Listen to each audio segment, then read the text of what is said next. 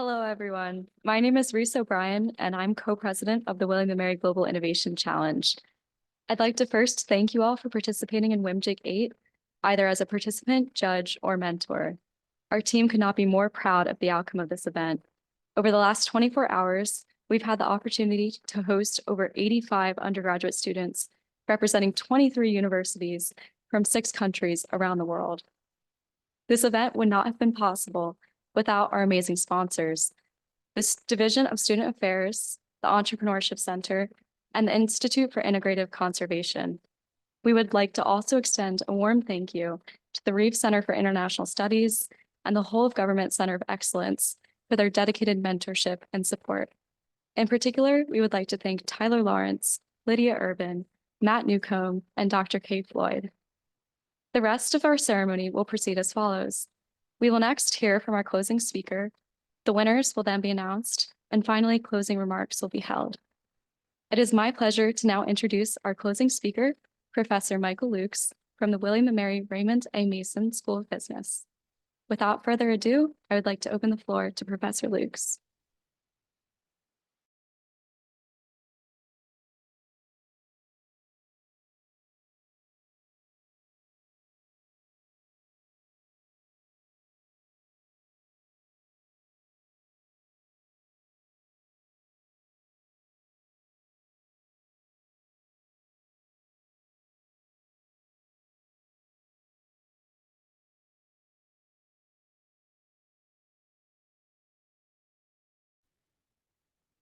Hello, my name is Michael Lukes. I am chair of the marketing department at the Mason School of Business, and I very much appreciate and I'm honored to be able to provide a few final words at the end of this conference. My apologies for not being with you in person.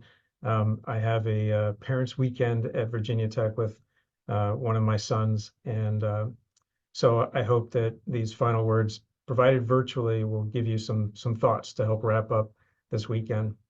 I'm a big fan of WMGIC. I've been involved with the event in the past as a judge and have a lot of respect for students who have taken the time during a busy time of the year to really engage with each other and really think about important big problems that many of you are going to go on to be addressing after you graduate.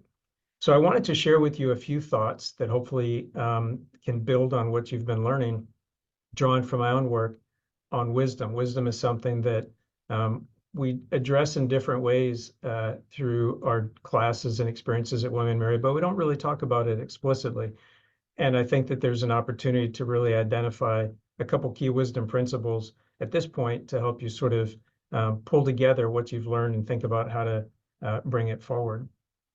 As a little bit of context, here are a couple quotes that I think really kind of make a terrific point, which is that we are social beings that have created technologies, oftentimes with unintended consequences, and our ability to do things economically and in the industrial complex, enabled by, supported by government and guided by technology, it has accelerated. And at the same time, our ability to deal with all of this really hasn't. And I think wisdom is an important key that is really going to help us make sense of our time, our moment, but also be able to be more effective as change agents, which is really how I think of a lot of the work that you are doing and will be doing in the future. So a couple just quick definitions of wisdom. Wisdom is defined in different ways by philosophers. Aristotle sort of saw wisdom as the ultimate virtue. When we have competing virtues like justice and loyalty, you need wisdom to really reconcile those. And when you're dealing with different people and different needs, wisdom is really an important principle to help you navigate that. From a psychological perspective, this is maybe a bit more tangible. You can think of wisdom as pursuit of the common good by balancing our own needs, our interpersonal needs, and extrapersonal interests across short and long-term orientations.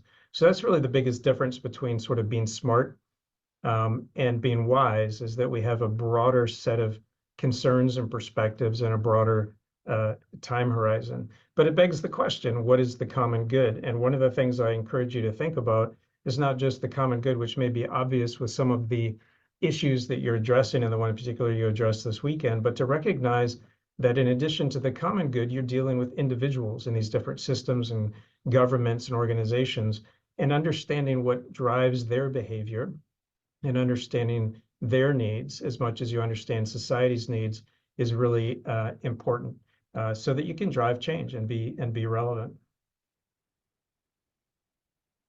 So the first thing, therefore, the first key that I want you to focus on is real human values and needs. And I would encourage you to be students of psychology and to really understand what motivates people. Obviously, we want a clean environment and we want a fair and sufficiently large economy. But at the individual level, what really drives people in terms of their behavior when we think about consumers, but also as decision makers and organizations that you're going to be working with. What is it that really drives them? By better understanding this, you're going to be a more effective agent of change by better relating to different people with different needs. But a lot of needs we share in common. And I'm drawing from a movie I would encourage you to watch. And each of these keys, I'm going to give you a source to check out more information on your own at another time. But we have very real psychological needs that we want to consider while we think about, for example, the environment and the need for jobs and purpose. We have all sorts of other needs that we need to be thinking about as we are solving problems. And again, I invite you to think about the people on your teams when you're working with teams, when you're working with different agencies and groups. Recognize that we all share these needs in common.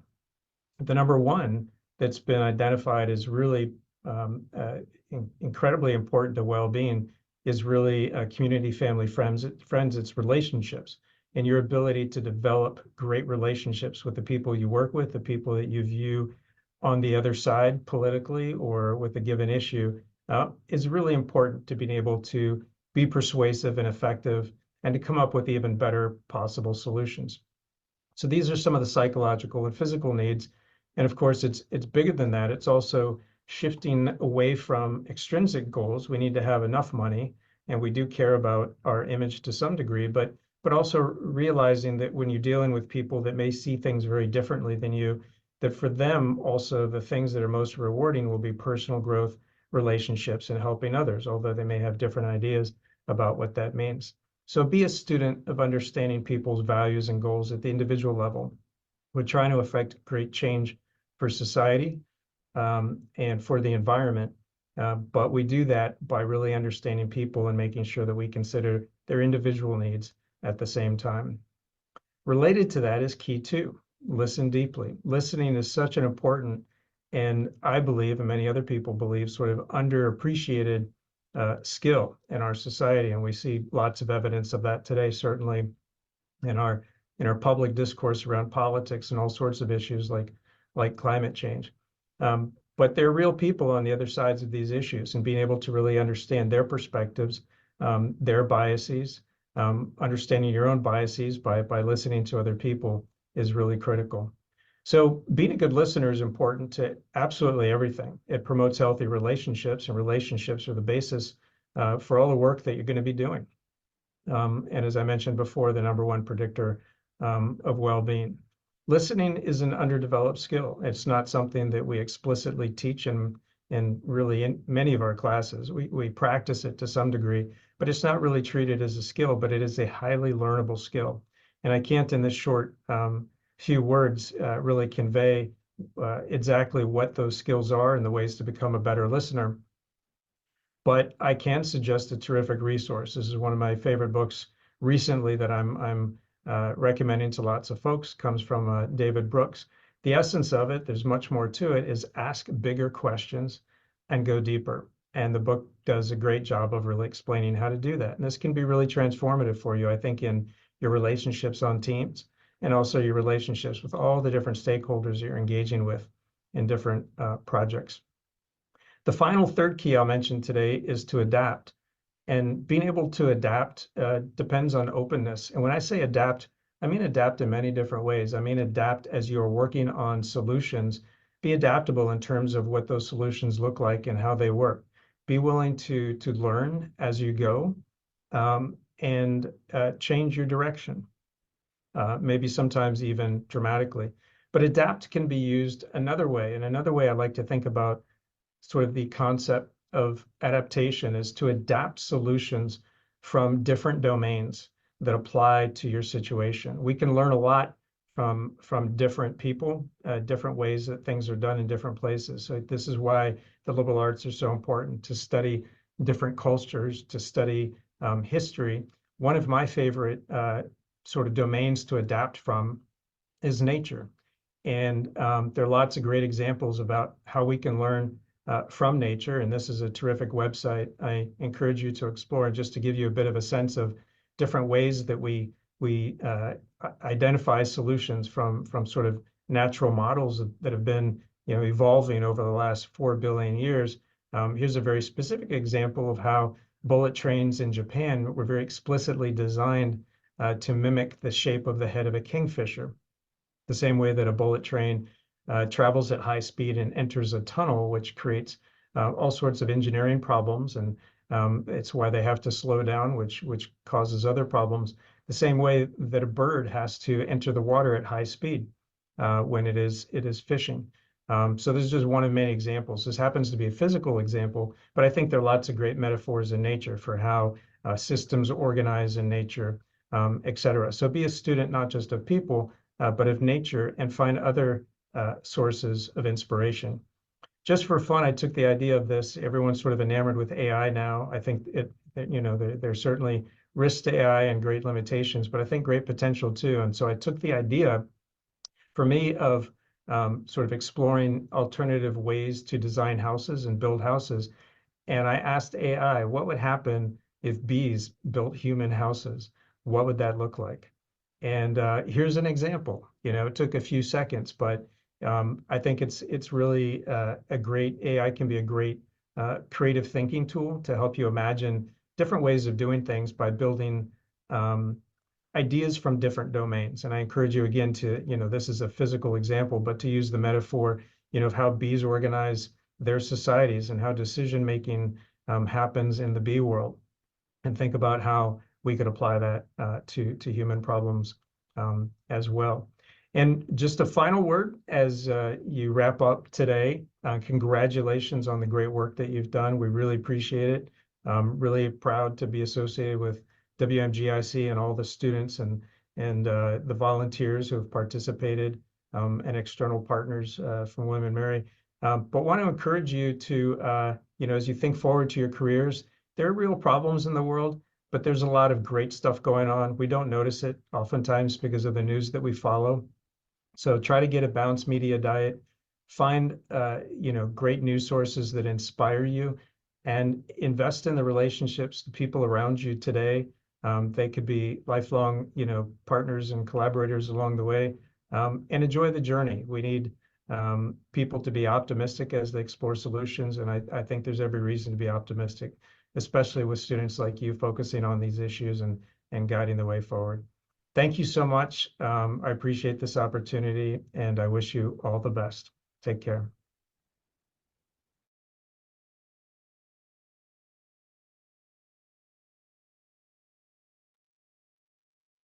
Thank you so much for your incredible words, Professor Lukes. It is my hope that those words, along with the rest of the competition, provide inspirations to all of the students we have gathered here today. My name is Dorothy Gao, and I'm the Co-Events Director of WMGIC. And my name is Dylan Girl, and I'm the Recruitment Director of WMGIC. On this note, it is our pleasure to introduce to you all of our winners from the 8th Annual WMGIC Flagship Competition. These winners will have an opportunity to share with us all a consolidated version of their pitch, and we will begin with our Governance 1 stream. Congratulations to Team Brescia. You may now share your winning pitch.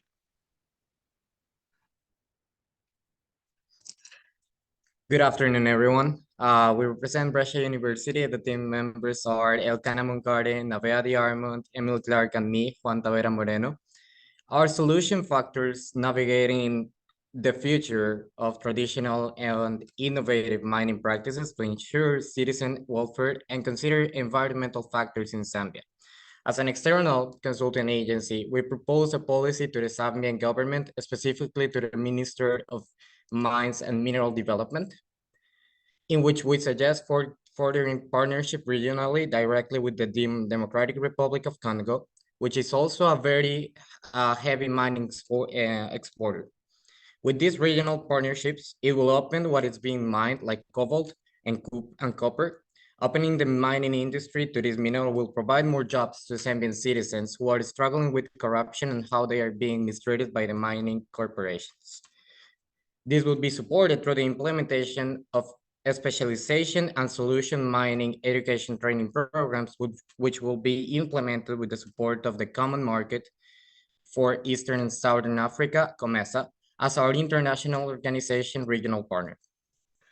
Diversifying the mining industry will take reliance of a single mineral or a select few minerals and make the country more stable than just relying on copper with the changing prices.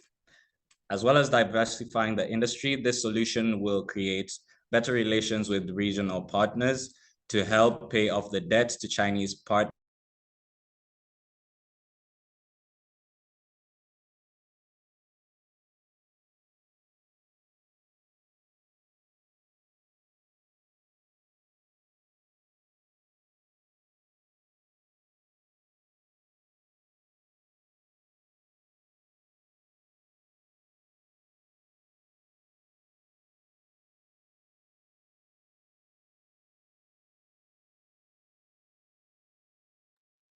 Thank you so much, Team Brescia. Moving forward, our next stream is the Governance 2 stream. Congratulations to the Team Guile team. Please share with us your winning pitch.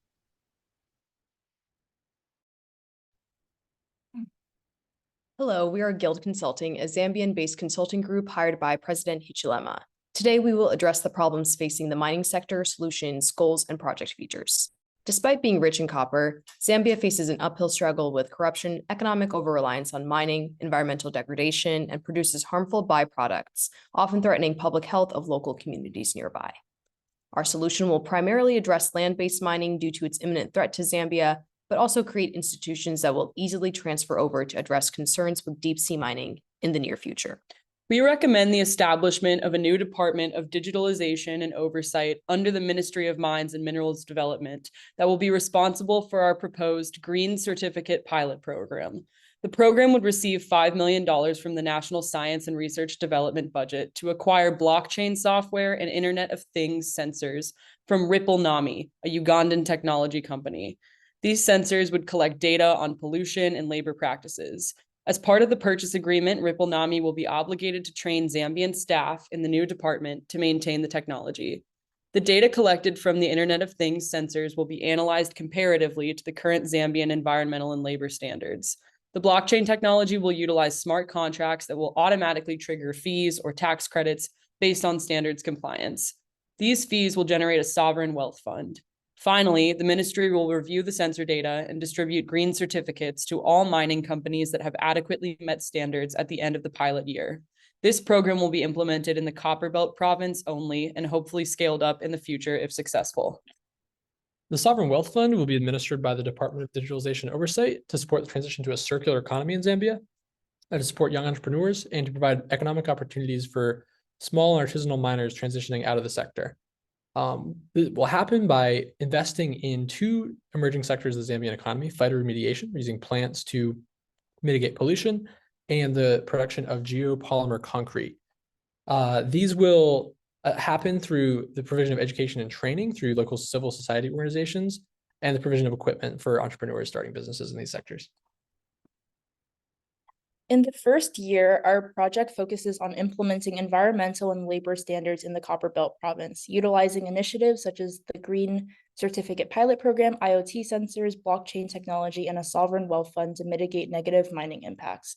We incentivize compliance among large mining stakeholders to attract more foreign investment while creating marketability measures for ethically produced copper, generating jobs and skills for Zambians. Beyond 1 year, we plan to expand to other Zambian provinces and future deep-sea mining projects.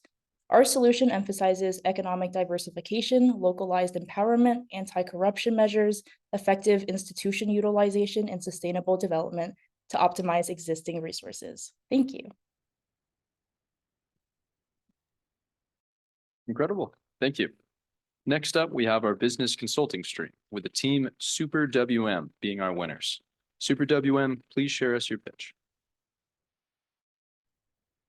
Hi, everyone. I'm representing Super WM, a professional consulting group that has identified CATL as our client.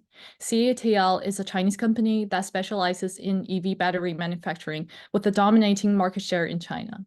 Given that minerals such as cobalt, nickel, and manganese are crucial to battery manufacturing, we propose a vertical integration strategy that begins with acquiring small and medium-sized mining companies and features the following 3 aspects.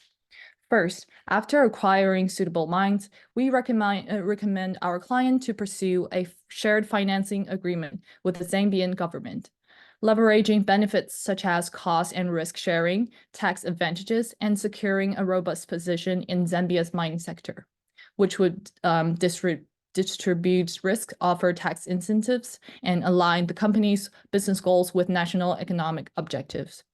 Secondly, from a hardware facility perspective, by integrating renewable energy solutions and waste management technologies, our project fosters social acceptance, environmental responsibility, and long-run cooperation with local communities. Next, we will align with our client's vision by implementing training programs for the local mine workers. Benefits of these programs include cost-effective labor, access to new markets, and enhanced brand reputation. This not only supports our clients' immediate operational needs, but also ensures long-term sustainability and innovation within the company. Our proposed solution is valuable on 3 levels. On the corporate level, it is crucial for our client to secure control over raw materials to ensure a predictable and cost-effective supply chain. This approach also integrates socially responsible practices throughout their operations, reinforcing a strong corporate image and potentially boosting their stock prices. On a local level, our clients' expansion and acquisition efforts are expected to create numerous employment opportunities and enhance community self-sufficiency through educational programs. More broadly, our project also protects the local ecosystem and positions Zambia towards a more sustainable mining sector. Involvement of the local government in these initiatives ensures that the community retains greater control over its resources, reducing dependence on foreign investment and supporting Zambia's journey towards economic autonomy. Overall, our vertical integration solution aligns with the global trends towards sustainable practices, promotes environmental stewardship, and advances long-term sustainability within the industry. Thank you, everyone. Excellent work, and congratulations, team. Next is our technology stream. Congratulations to Team Goza. Please share your pitch. Good afternoon. We're Team Goza, and we first want to thank everyone who made this event happen. Moving on to our proposed solution, we positioned ourselves as a private tech company offering an AI integrated data analytics platform. Our software would evaluate the data sets collected using modern drone technology as well as blockchain systems. Our drones will collect LiDAR data and high-quality images of the mining sites in Zambia, which would allow our platform to create accurate mappings of the terrain and make subsurface estimations. The blockchain technology would assign each batch of the mined minerals their own unique digital identifiers, and this would allow stakeholders to track exactly where their resources are in the supply chain. When these data streams are collected into our analytics platform, we would utilize our AI algorithms and ultimately offer predictive insights that stakeholders can use to make informed decisions. And we think one of the biggest value of our proposed solution is that it tackles both environmental and economical challenges that Zambia faces. Our platform wouldn't just benefit the government and the environment, but also ensure that the local workforce is working in a more safe and ethical condition. Overall, we were able to create a comprehensive solution that ensures transparency and traceability while enhancing both the environmental oversight and ethical compliance within those mining locations. That's basically it. Thank you for the great opportunity. Thank you very much, Team Goza. We'd now like to go back to Team Brescia and allow them the opportunity to complete their pitch. Thank you.